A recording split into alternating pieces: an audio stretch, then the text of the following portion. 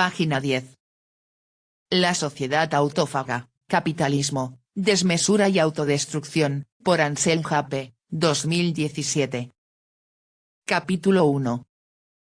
1.1. Del fetichismo que reina en este mundo. Parte 1. ¿Hay algo que vincule los fenómenos aparentemente dispares que, nos guste o no, forman el tejido de nuestras vidas? Una de mis obras anteriores, Las aventuras de la mercancía, trataba de ofrecer una primera respuesta a esta pregunta describiendo el papel del valor, la mercancía, el trabajo abstracto y el dinero en la sociedad capitalista. Faltaba todavía el análisis del papel del sujeto. Dicho análisis se basa esencialmente en la recuperación de una parte de la obra de Karl Marx, sobre todo, el primer capítulo del primer volumen de B Capital, que durante un muy largo periodo de tiempo había sido desatendida por casi todos los marxistas. En esa parte, Marx llevó a cabo una crítica radical del valor, la mercancía, el trabajo abstracto y el dinero. Pero tales categorías no son tratadas como datos neutros y transhistóricos, identificables en cualquier modo de producción un poco evolucionado, sino que, por el contrario, se trata de categorías que, en su forma plenamente desarrollada, solo pertenecen a la sociedad capitalista. Cuando estas categorías rigen por completo la reproducción de la sociedad y la vida social, desvelan su potencial altamente destructivo y conducen finalmente a la sociedad, y a todos sus miembros, a una grave crisis y a la imposibilidad de seguir funcionando conforme a ellas. Mientras que el marxismo tradicional, y con él casi todos los movimientos de izquierdas, se ha limitado siempre a demandar otra distribución de los frutos de este modo de producción, la lucha de clases en torno al reparto de la plusvalía, la crítica del valor contenida en la obra de Marx, retomada de forma fragmentaria por el joven Georgi Lukács en Historia y conciencia de clase, 1923, la Escuela de Frankfurt y los situacionistas, y elaborada sistemáticamente a partir de los años 80 por las revistas Crisis y Exit. En Alemania y por autores como Robert Kurz y Moise Postorie ha comenzado a cuestionar el propio modo de producción. ¿Por qué una gran parte de las actividades humanas adopta la forma del trabajo abstracto, que se supone crea el valor de las mercancías, el cual se representa en el dinero? ¿Cuál es la verdadera naturaleza de estos moldes en los que la vida social se encuentra apresada? Lo que nos enseña la crítica del valor. Aquí nos limitaremos a retomar muy brevemente los términos más importantes de la crítica del valor. En la sociedad capitalista la producción no obedece a ninguna organización preestablecida, sino que es el asunto de productores separados que intercambian sus productos, las mercancías, servicios incluidos en mercados anónimos. Para intercambiarlas, hay que poder medirlas con ayuda de un parámetro único. Lo único que las mercancías tienen en común es ser el producto de un trabajo humano. Sin embargo, los diferentes trabajos son tan inconmensurables entre sí como lo son los productos. El único denominador común de todos los trabajos es el hecho de que constituyen siempre un gasto de energía humana, de cerebro, músculos, nervios. Marx.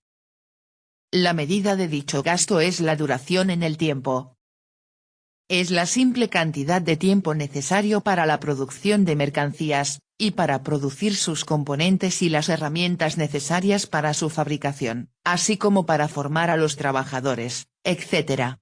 La que determina el valor.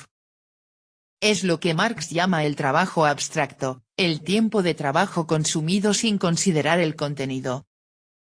Por diferentes que sean dos mercancías, y por diferentes que sean los trabajos concretos que las han creado, poseen el mismo valor si ha sido necesario el mismo tiempo y, en consecuencia, la misma cantidad de energía humana en su producción.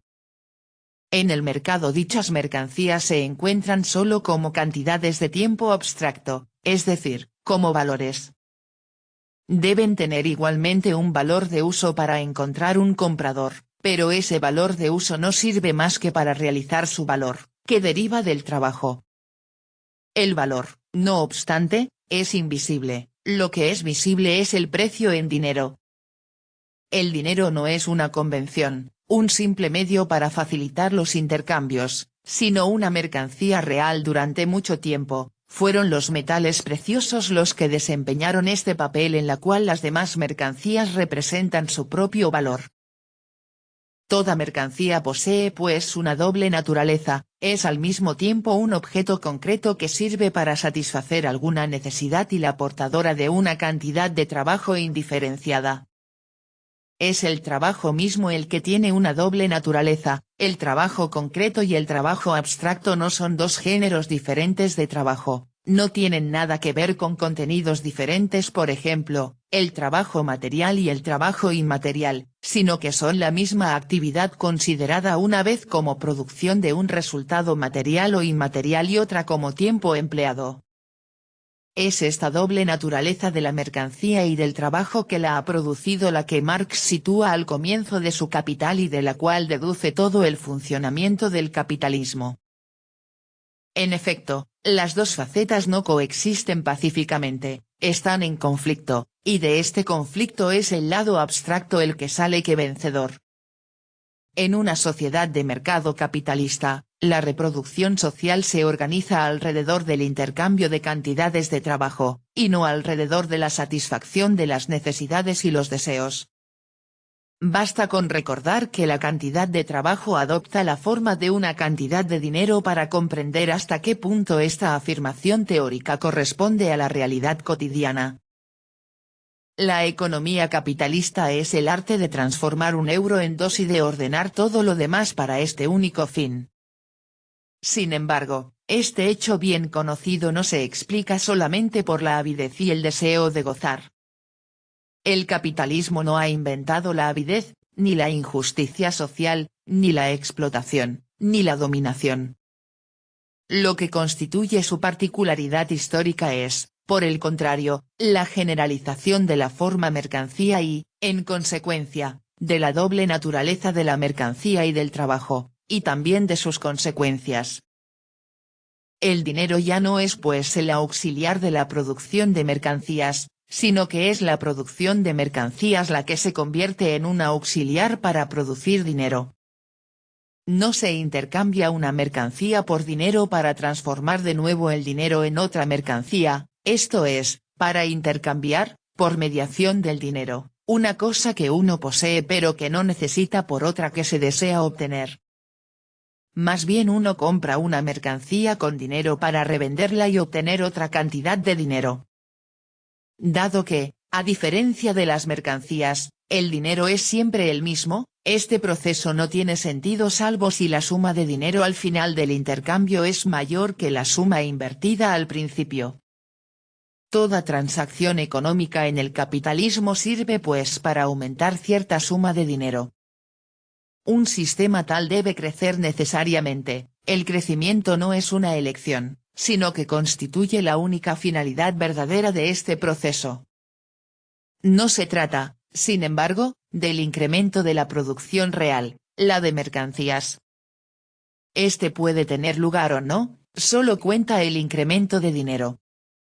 No obstante, el dinero representa el valor de las mercancías, y el valor está constituido por la cantidad de trabajo abstracto.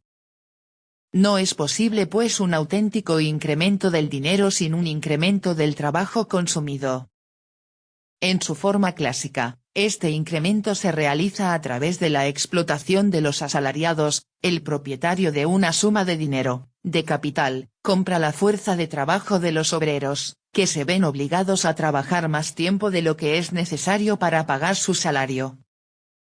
Este excedente constituye la plusvalía y finalmente, en consecuencia, el beneficio del capitalista, que si quiere seguir siéndolo se preocupará por reinvertir una parte de dicho beneficio en una nueva compra de fuerza de trabajo, y preferiblemente en mayor cantidad, pues de otro modo se arriesga a ser eliminado por la competencia ejercida por los otros propietarios de capital.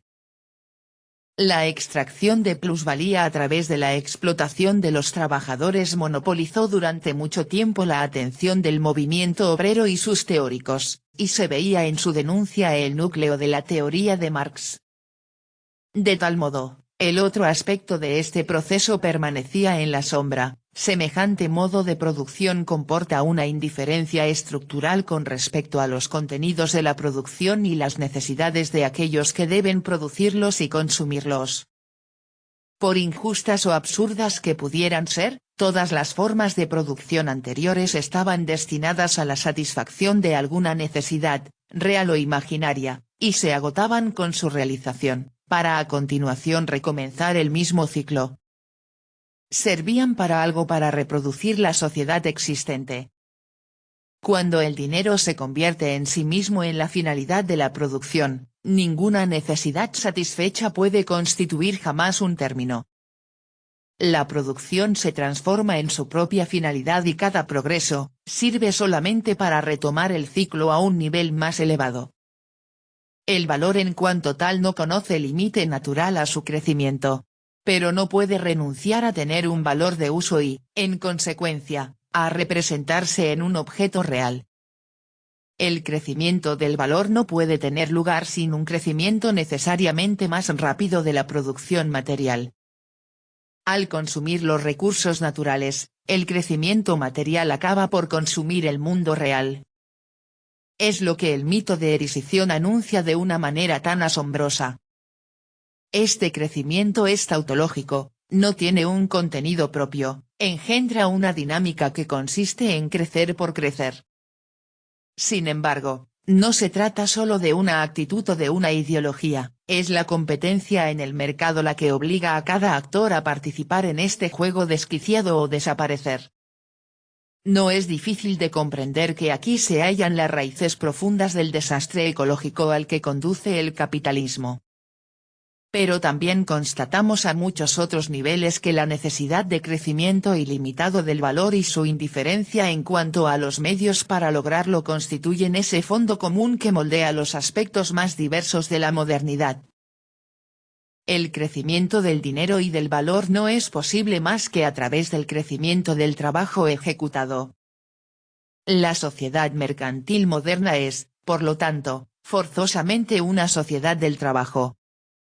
De hecho, ella ha inventado el concepto de trabajo, desconocido para las sociedades anteriores, en el sentido de un término que engloba las más diversas actividades. Construir una mesa o tocar el piano, cuidar del bebé de los vecinos y disparar con un fusil contra otros seres humanos, cortar el trigo y celebrar un rito religioso. Estas actividades son totalmente diferentes las unas de las otras y a nadie en una sociedad premoderna se le habría ocurrido subsumirlas bajo un solo concepto. Pero en la sociedad del trabajo se pasan por alto sus particularidades, e incluso son anuladas en provecho únicamente del gasto de fuerza de trabajo cuantitativamente determinado. Estamos habituados a considerar la mercancía, el dinero, el trabajo y el valor como factores económicos. Todo discurso al respecto como el que se desarrolla aquí pasa por ser un discurso económico. No concerniría pues más que a un solo aspecto de la vida, un aspecto particularmente tedioso que habría que dejar en manos de los economistas, mientras que el resto de ámbitos de la vida competirían a la psicología, la sociología, la antropología, la lingüística, etc. El economicismo, es decir la reducción de la acción humana solo a motivaciones económicas, utilitarias o materialistas, sería el muy discutible límite de todo discurso marxista, incluso de sus variantes más heterodoxas como la crítica del valor. El economicismo, como cualquier otra explicación monocausal de la sociedad humana, estaría superado y la enorme complejidad de la sociedad solo podría ser comprendida con ayuda de una combinación de todas las ciencias. El totalitarismo de un solo enfoque del fenómeno humano constituiría incluso una de las raíces del totalitarismo político. Este discurso no es falso si se dirige contra las múltiples formas del marxismo tradicional que, a partir del esquema base y superestructura, siguen sosteniendo de un modo u otro que la economía, efectivamente concebida como un ámbito parcial de la vida social, domina en última instancia sobre el resto de aspectos de la vida, culturales, sociales, religiosos, simbólicos, etc., por más que a veces se quiera matizar esta afirmación invocando la acción recíproca que ejercen los unos sobre los otros. La crítica del valor, por el contrario, no se limita a constatar un imperialismo de la esfera económica a expensas de las demás esferas vitales, sino que analiza el valor mercantil como una forma general de producción y de reproducción de la sociedad, de la acción y de la conciencia. Por decirlo con otros términos, el valor, y, en consecuencia, el trabajo, el dinero, la mercancía, es el principio de síntesis social en la modernidad capitalista. Más que de deducirlo todo de un valor concebido en términos económicos, se trata de analizar las diferentes expresiones de la misma forma vacía, expresiones que se mediatizan recíprocamente, pero siempre remitiendo al trabajo abstracto como la forma básica que realiza dicha forma vacía en la práctica cotidiana. Toda sociedad necesita un principio de síntesis. Se trata del principio unificador que permite que los individuos y sus productos materiales e inmateriales, los cuales en cuanto tales están separados y son inconmensurables, puedan constituir las partes de un colectivo que garantice una satisfacción mutua de las necesidades. La cadena de dones, la dominación política directa y la religión se contaban entre los principales elementos de la síntesis social que predominaba en las sociedades premodernas, una de cuyas características era tener varios principios de síntesis a la vez. En la sociedad capitalista es el trabajo el que hace de cada individuo un miembro de la sociedad que comparte con los otros miembros una esencia común que le permite participar en la circulación de sus productos. Los individuos pueden encontrarse como las partes de un todo, es decir, formar una sociedad porque sus actividades adoptan la forma común de una cantidad de trabajo representada en una cantidad de dinero. Basta con imaginamos que perdemos la cartera en una ciudad extranjera para darnos cuenta de hasta qué punto uno ya no es miembro de la sociedad si no dispone de la materialización del principio de síntesis que nos conecta a los otros, el vínculo social que llevamos siempre en el bolsillo, según una observación de Marx. Sin duda, este discurso necesita precisiones importantes. Hay actividades que no pasan por trabajo y que no están remuneradas, aunque son muy importantes, por ejemplo, criar a los hijos, leer un libro por placer o invitar a los amigos a cenar. No obstante, tales actividades no están libres de la influencia del trabajo por lo general, desempeñan un papel de indispensables auxiliares, esencialmente, aseguran la reproducción de la fuerza de trabajo. Es igualmente cierto que en las sociedades modernas existe otro gran principio de síntesis, el estatus de ciudadano o de miembro de un estado o una nación. Pero este estatus no es en modo alguno alternativo al estatus de trabajador, ilusión que constituye el capital comercial de la izquierda actual, le está subordinado.